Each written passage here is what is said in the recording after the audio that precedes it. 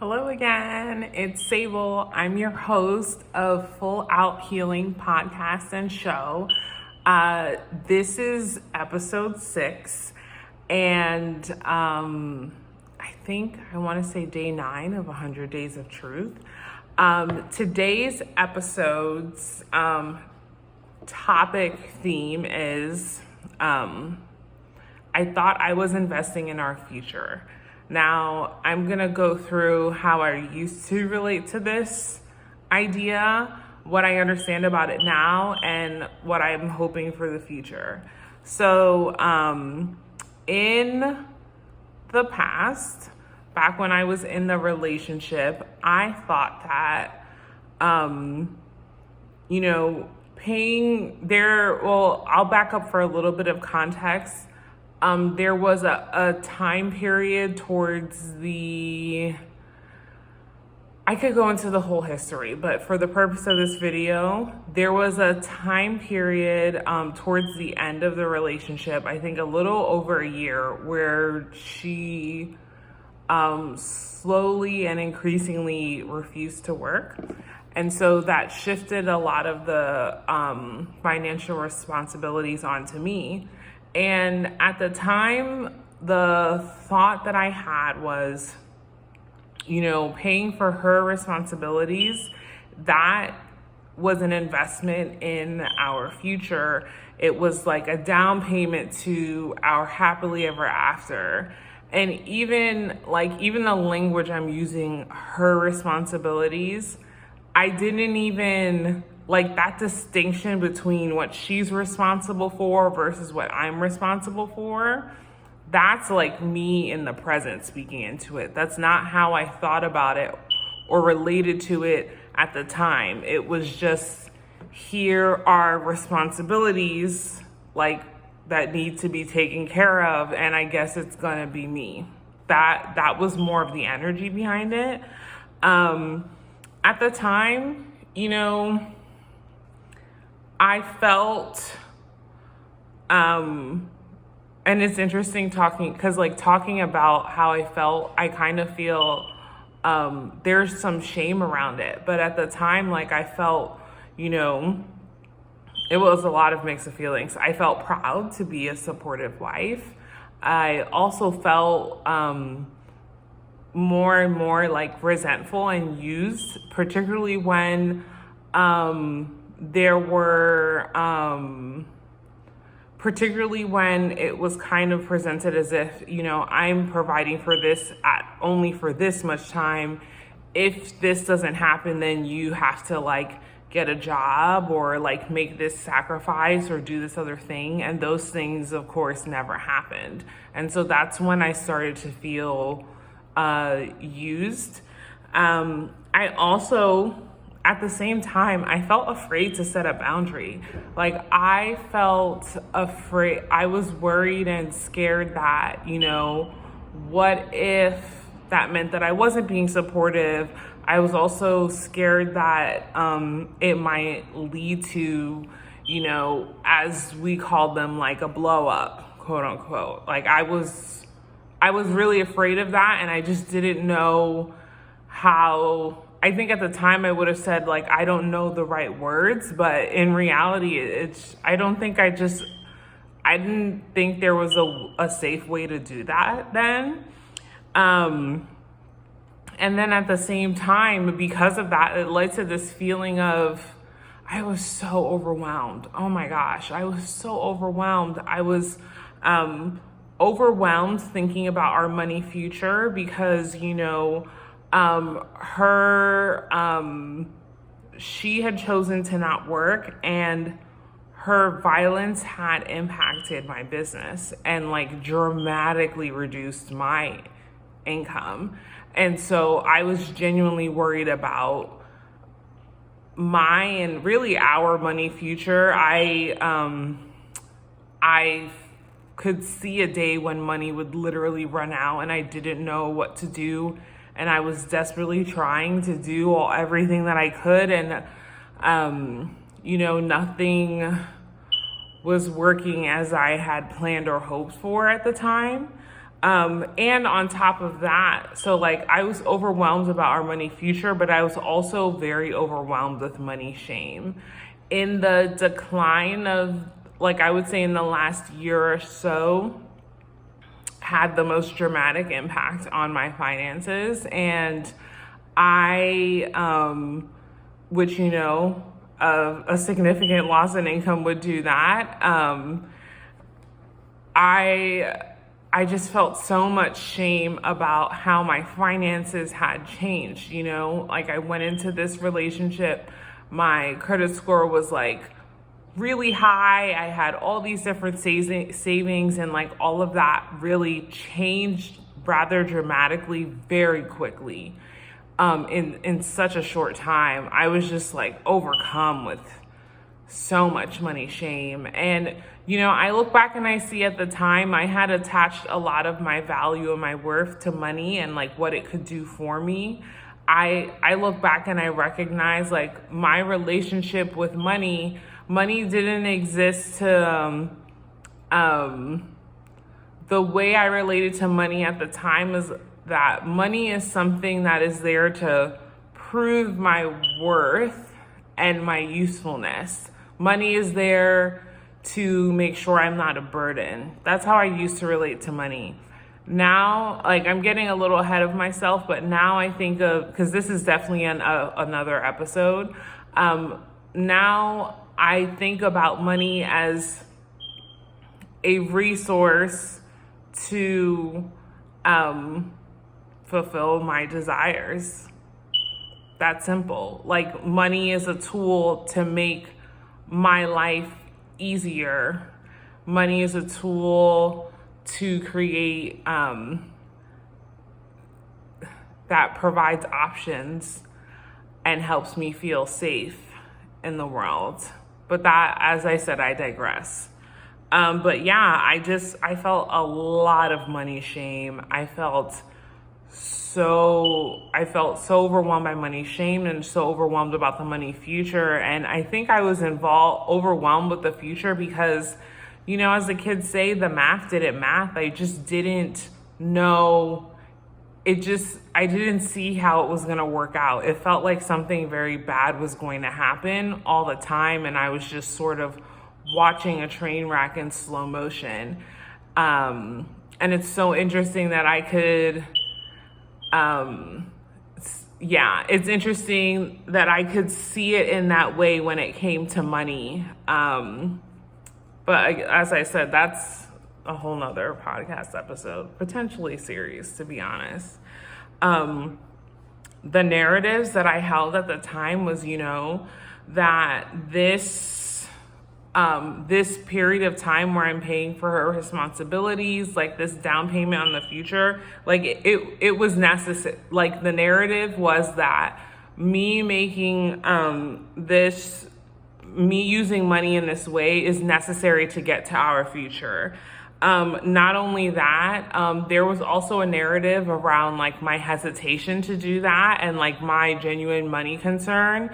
Like the narrative became like, like I'm selfish and I'm abusing a power dynamic if I don't use money that I clearly have to pay for these things.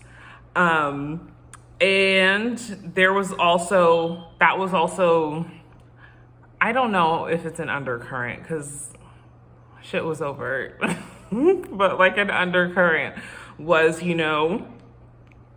am a hoarder, I'm a capitalist, and I'm a part of the system because I'm not using the space I have on my credit card to pay for something she's responsible for, or I'm a part of the system and what's wrong with the world because I had retirement savings that I was hoarding basically and not using to help us in our life.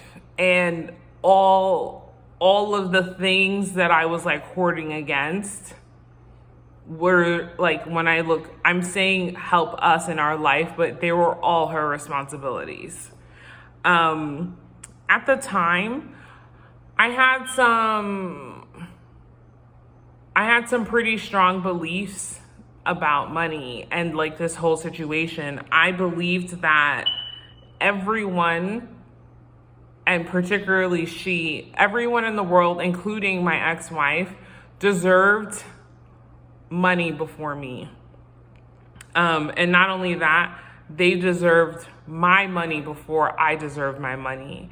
And in addition to that, as long as people lack in the world, as long as she lacked, I'm selfish for having anything. I really did believe that at the time. I also, which I alluded to earlier, believed that money proved my worthiness and my usefulness.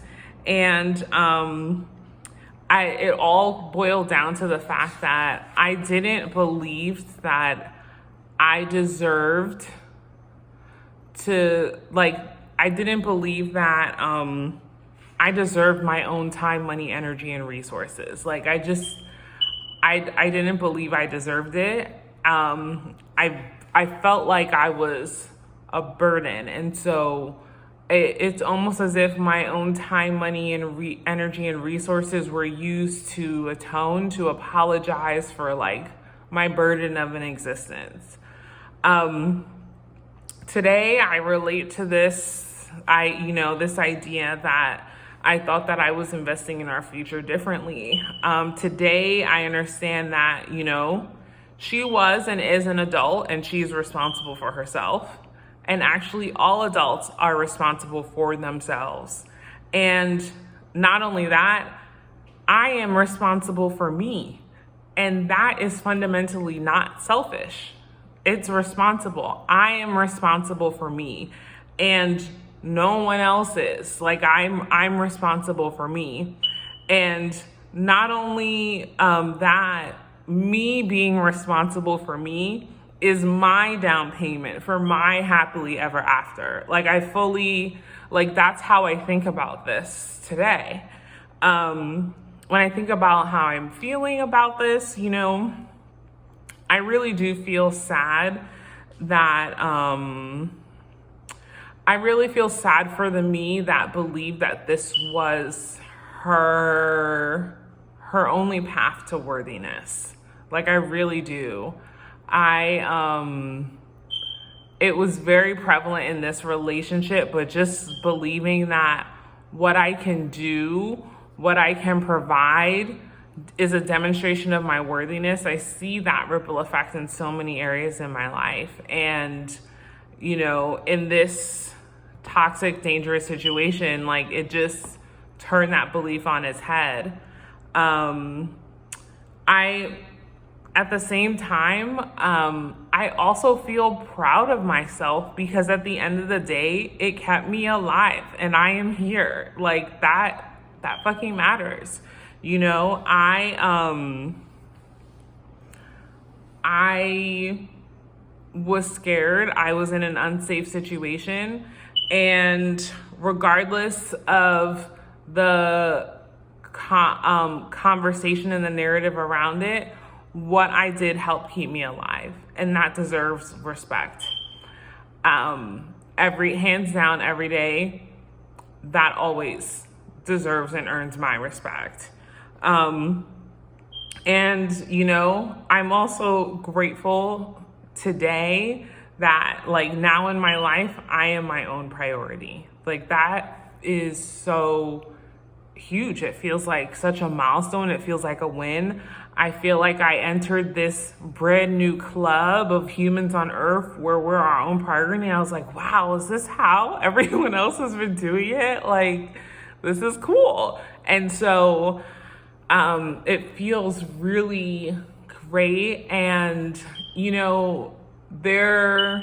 I don't feel an energy of oh my gosh, it took me so long to recognize this. I honestly feel elated and excited and grateful that I get to live the rest of my life with this understanding and intention that I am my own priority. That just seems totally thrilling, and I'm so grateful for that. The narratives I hold to be true today, I know and understand that taking care of my own needs and desires is not selfish, is not capitalist, it is not evil. It is being a human on this earth, responsible for her well-being and survival. That simple. And I also know that I can hold this, me holding this to be true, that taking care of my needs and desires is not selfish and it is responsible. Like, I can hold that to be true while also, like, other things about the world and other people can be true too. You know, me having this understanding about my own needs and desires has nothing to do with that. Like, that can be true. I also hold the understanding that, you know, like I've been saying, I'm the only one responsible for my needs and desires. And to be honest, up until recently, this really freaked me out and scared me. And it scared me because I just didn't believe in myself and I just didn't trust myself. Like, I was still really judging myself and really, really stuck in so much shame up until, honestly, a few months ago. Like, the other toxic part of shame is that it really undermined what I thought I could do. And that's what made being responsible for myself scary. But when I was able to, you know, move through the shame, get curious about it, get to know her, be like, what's up, boo? What you trying to tell me? And then, like, release, transmute it all, I was left with, really, the truth is that, like the truth beyond the shame is that I had nothing to be ashamed about, and on so many levels. And when I can get to that part and accept the context, it really helped me recognizing my own power, with compassion for the reality of my experience has really been really amazing. And yeah, so I'm no longer afraid. It doesn't scare me that I'm the only one responsible for my needs and desires. It actually excites me, you know. Also, as a childless adult, with the exception of little Sable, my inner child, another narrative I hold to be true is that I am not responsible for the well-being of not a single other human being on planet Earth. I am not responsible for another person's well-being more than they are responsible for their own. That is just not it. I can care for other humans. I can support other humans. And I cannot replace them. I cannot take their role in their own lives in being responsible for their own well-being. That is not it. Which feels like a huge breakthrough because of, like, you know, the amount of responsibility I took on within that relationship for my ex's, you know, basic needs and responsibilities. I now believe that I deserve and I'm entitled to my own time, money, energy, and resources first, all day, every day, without hesitation. Yeah, and that also feels good because when I look back, I can think about, wow, like, I haven't had the trouble, the challenges I've had with money, haven't been calling it in. It's been keeping it. And I realized that I, on some level, because I believed I didn't deserve to have it, it would never stay in my life, within and outside of this relationship. That does not excuse or diminish that I experienced financial abuse. Like, I'm not saying that. Like, both of these things can be true. I'm I'm relating to it in a way that makes me feel empowered and like I have control and option and choices in my life. You know, I've gotten to this place where I think about, when I reflect on this, what does this reveal to me about myself? What does the way I've shown up, what does my participation, like what I look for the opportunity in that. And it's really a delicate dance and balance, because it's not possible to have that type of reflection while steeped in shame. Like that just was an aspect of the healing work like I really wasn't ready for or not able to do, because my inner world was not a safe place for that. Like you really do have to have a ton of a boatload of self-compassion. You really have to have had an opportunity to understand a new context, and a willingness and ability to integrate that into a new understanding before you can get to the place of, before I could have ever gotten to the place of, what is this telling me about me? And you know, when I got to that place, it still hurt, like it still stung. I was like, ooh, you know, but it didn't devastate me. It didn't, it was devastating, and it didn't destroy me. I didn't, you know, fall apart the way I thought I would, confronting some things. But that's because I walked through the shame. The shame I thought would kill me. And when it didn't, I was like, I didn't die. Like literally, I remember going to like saying this in support groups and in other like healing circles, like confronting things and legitimately being shocked that I did not die, because there was a part of me that was afraid of death. And you know, maybe there was a certain type of death, like an ego death or something. We could get into that there. But yeah, that I digressed. Another thing I believe now is that I don't need to give to be worthy. Like just me being like I am, the way I am is worthy. Worthiness is not an effort, is not an action. It doesn't require doing or producing. And I'm really grateful to believe that about myself today. Like, I'm so grateful. It feels like, this belief feels like stepping off the hamster wheel and getting out the rat race of life, you know, because it's just like a unattainable aspiration, you know, like worthiness by way of doing.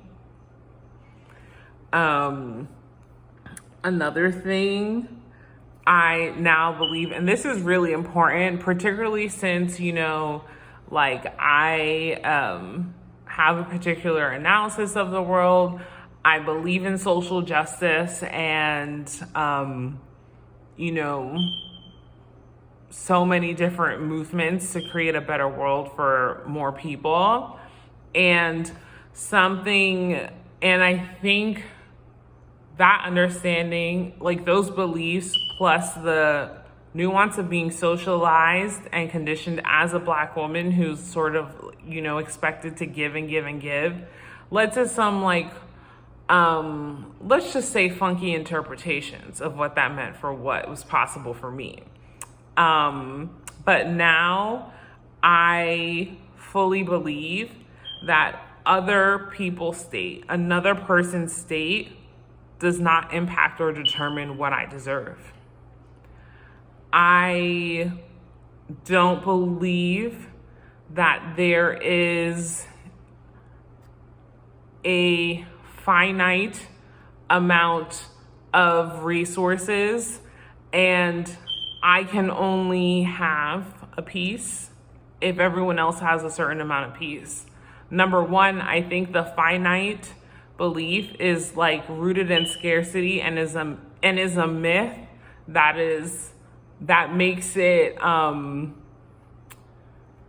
that it's a myth that's a distraction that, like gets us to fight each other for a tiny scrap of a pie, a tiny piece of pie, when there's a whole damn pie. Like, I do think that's a myth. Though that's another tangent, another podcast. But yeah, I really did believe that if everyone else in the world and in my life and in my relationship was not well, then I cannot be well, because that is unjust and that is wrong and causing harm, and that is simply untrue. I love that I said this, but I'm going to say it again because it's still true and it's beautiful.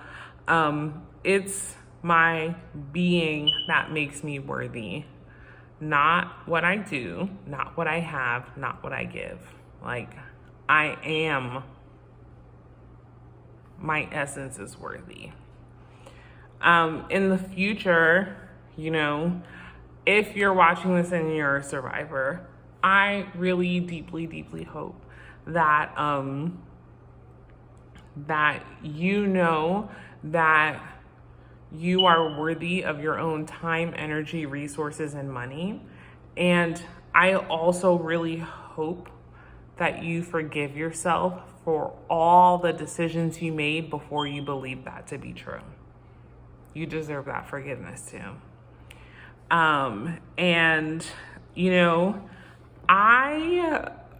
What I desire for myself, I'm really